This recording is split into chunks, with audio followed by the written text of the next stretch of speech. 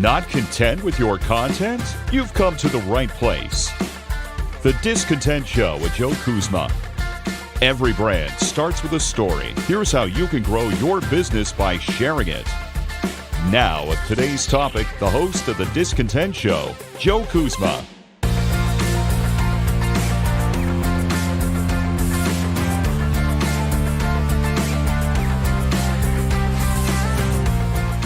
Hello, everyone, and welcome to The Discontent Show. My name is Joe Kuzma, and I've got some glorious advice for you today, especially those of you who are involved with social media.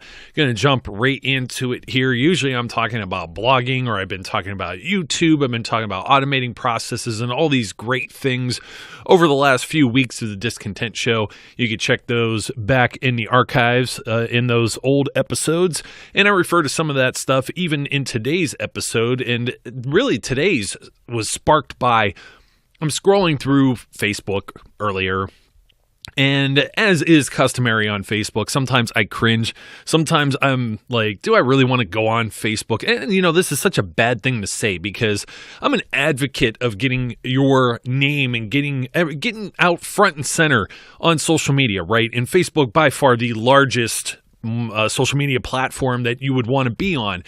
And it looks like, you know, there's some things that are getting a little more tailored now where I'm seeing some organic posting of pages and groups and things that I followed for the longest time, almost more than I see from individuals. And maybe it's just my personal recent interactions because a lot of that is custom tailored to how you use Facebook. However, when you go on and you see some negative things, specifically I saw something that had to do with advertising your business. I must have been in one of these B2B groups or something of that nature.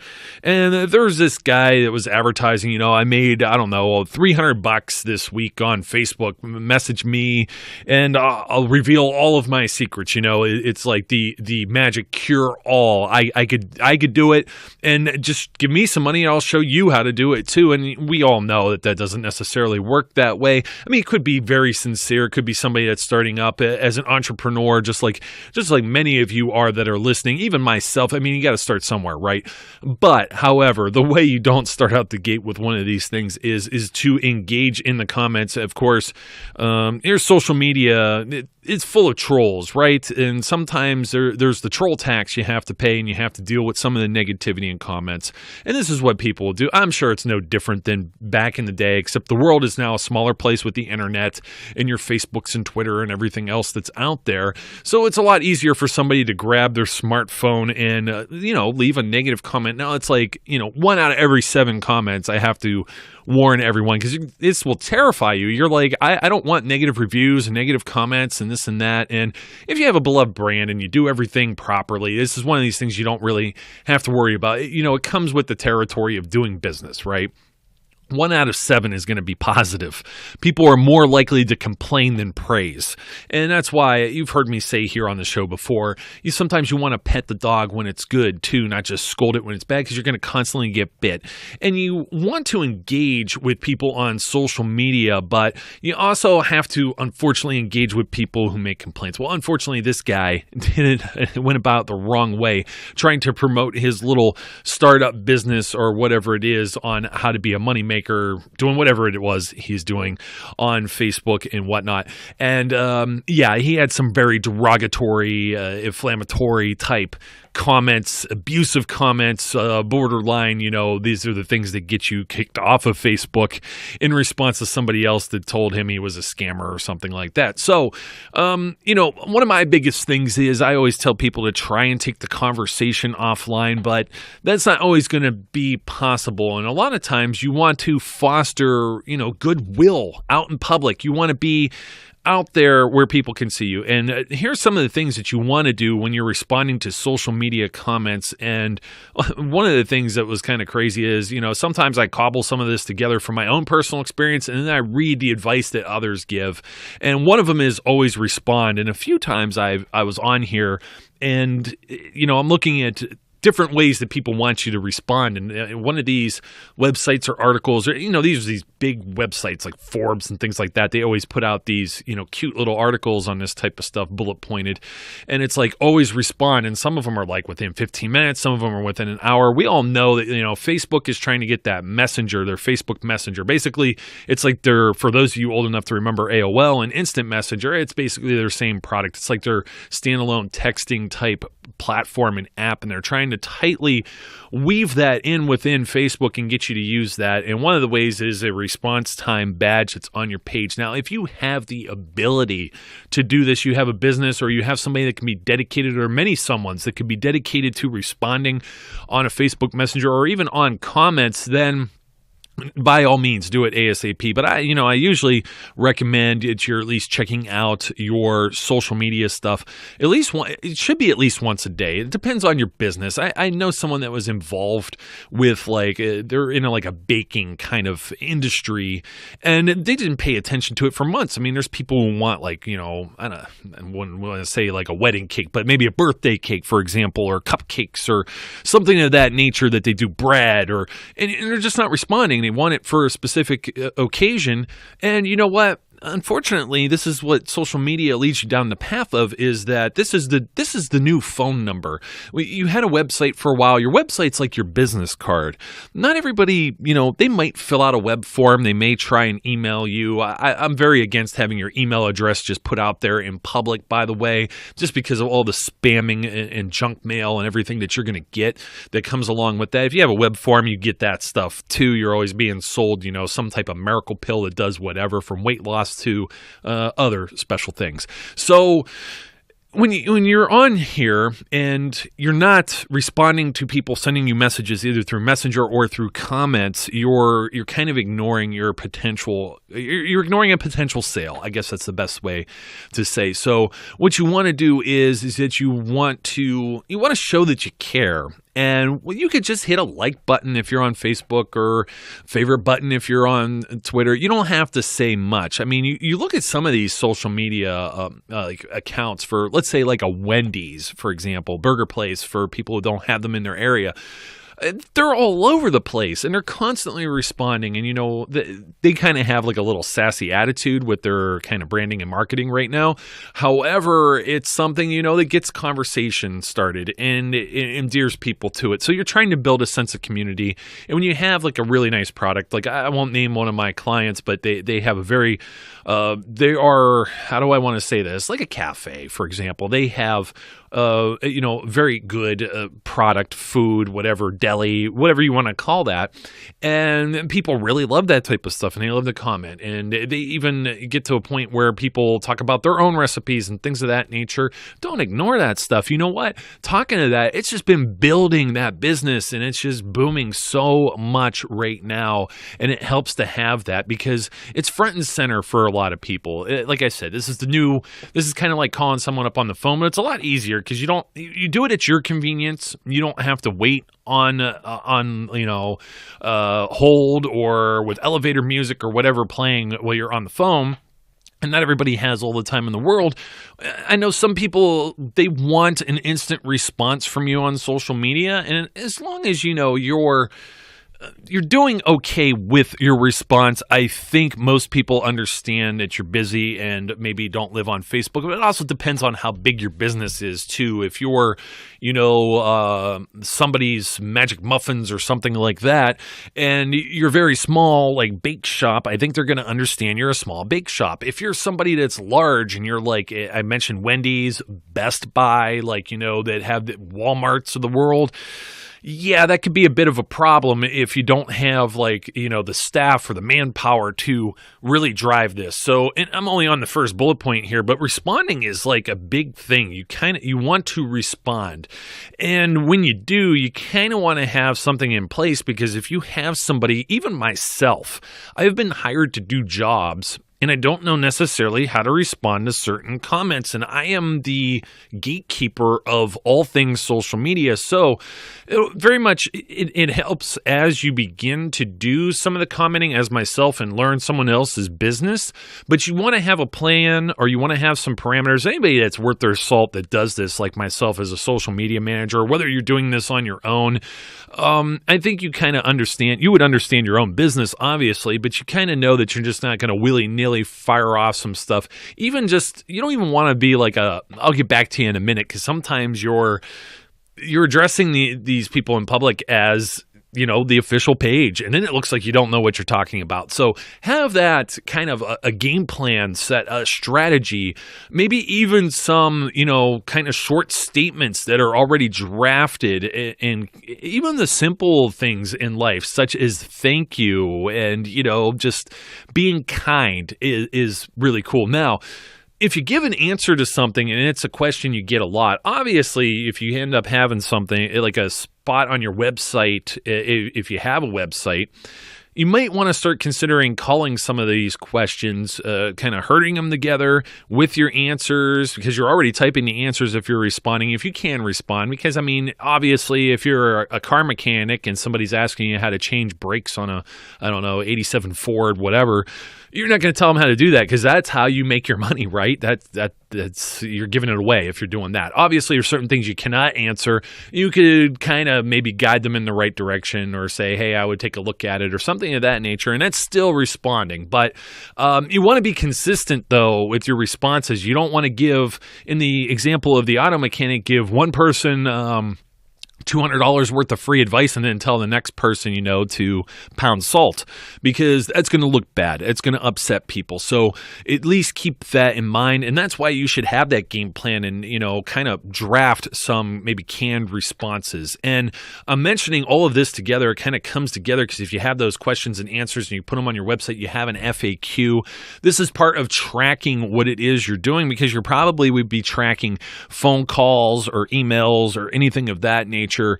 And then this really helps you to better, serve your clients, customers, etc. Because now you're learning more about maybe what isn't clear with your own brand or business or your offers, and this is going to help outline things. It's just going to make you more efficient too. So you'd be amazed. It may even give you some ideas on even new offerings. It's really cool. It seems like some people would be like, they would have heard the beginning of this episode and said, "Yep, Facebook, waste of time. Everybody negative and bad." Not necessarily, because when you get somebody that is following you, they're part of your audience. They become an advocate of your brand if you foster that goodwill, right? So you want to be friendly, you want to be passionate, you want to be approachable, you want to be personable. When you start to type something, when I start to type something, I start to think, is this the right response? Is this what I should say? Also, keep in mind that tone doesn't necessarily come across in black and white letters on a computer screen or on like a tablet or smartphone. So be careful with word choice. Be careful in knowing that something could be taken the wrong way. You could use emojis. That might help, even if it's to lighten the mood if you're dealing with negative responses. You may be able to tone this down a little bit. Again, depending on how enraged someone is or upset, it may be best to take a conversation offline if it dovetails into 3, 4, 5, replies that are all just bad. So keep that in mind. But maybe at first, just being approachable, just listening, just saying, "Hey, I'll hear you out. What's the problem? What can I help you with?" If it's a negative response or a complaint, that's going to go a long way, because some people just want to be heard, and that's all you need to do there. Sometimes just to kind of break down that barrier. Also, with being consistent. The consistency got to go with everyone who's involved. So if you happen to be somebody that's lower down in the food chain and you are the one that's responsible for keeping track of all of this social media stuff and replying, just kind of hope that maybe somebody that's like your boss, or if you are the boss and you have somebody that's underneath you that's one of your subordinates, for example, for lack of better words of saying this, make sure everybody's on the same page, because you just never know when it's going to be bad. And by all means, if you have employees and you're doing this, you have other people that are tied to your social media, number one, if they're doing it officially as your page, you got to be consistent for sure and make sure there isn't anything that's going to harm your reputation. But what else can harm your reputation is if somebody has a personal account that is, somewhat tied to your brand or business, and then they start posting things that are just, maybe not unacceptable or controversial even, because let's face it, in this day and age, if you talk about anything from religion to politics, not everyone's going to share the same opinion on that. So try and stay out of some of those things, specifically on, your business type profiles, but also if somebody else is tied to it, just make sure that they're not going off the reservation there.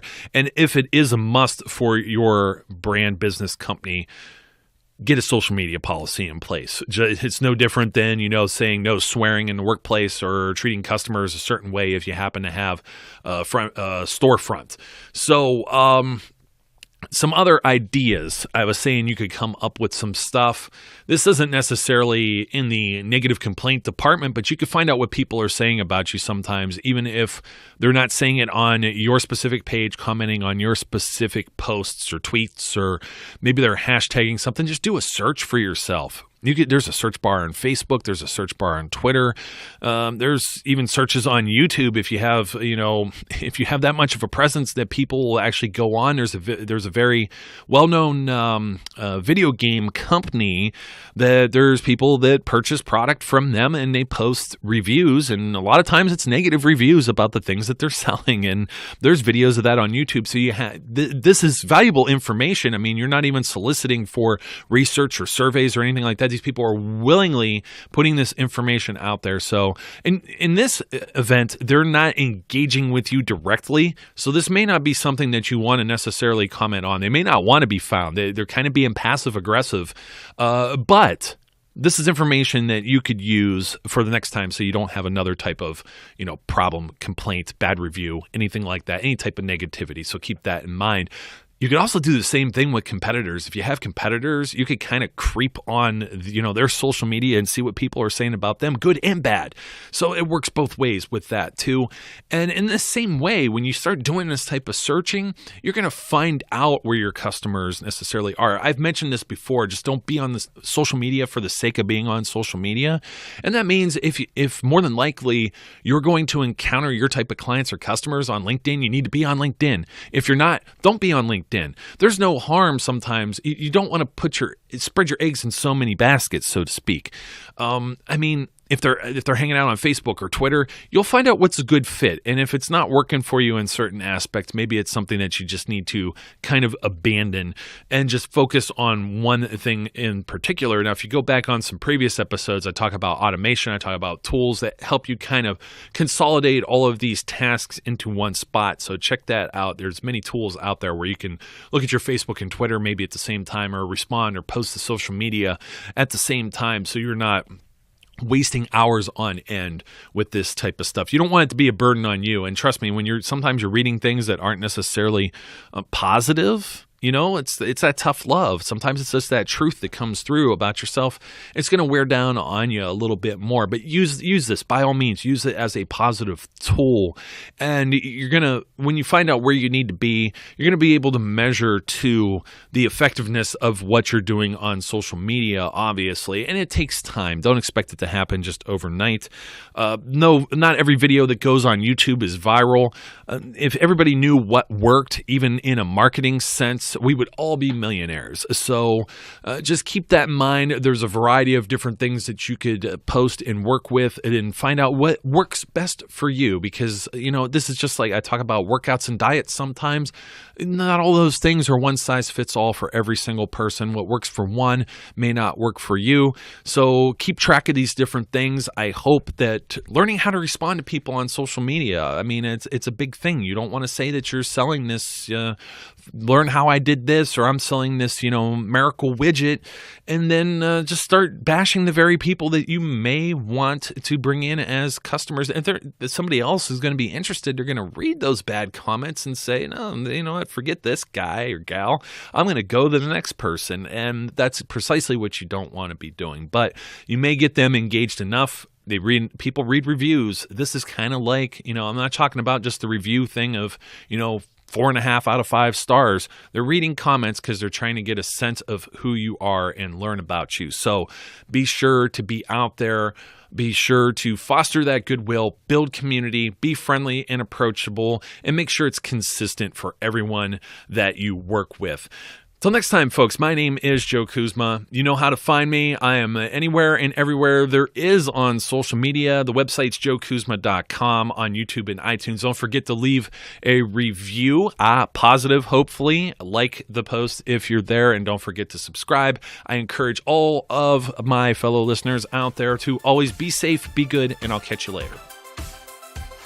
Hi folks, this is Joe Kuzma. No, don't worry, you're not hearing things twice. I'm just here to say from the bottom of my heart, thank you for listening to today's show and being a follower and subscriber of the Discontent Podcast. And I want to remind you that if you're interested in more information about all the various things it is that I do, whether it be about this show, content marketing, or you want to ask a question, you may visit me at joekuzma.com. That's JOEKUZMA.com. Or you can follow me as well on Facebook. Make sure you get the page and not the personal profile. Sorry, it's only for friends and family. Also on Twitter at Joe_Kuzma, LinkedIn or Instagram. Also, don't forget, if you haven't already, subscribe, whether that be on iTunes, YouTube, or your favorite podcast provider, so you don't miss out on any of the great episodes that we have. Once again, thank you again for your support, and I look forward, as always, to speaking and interacting with each of you again soon.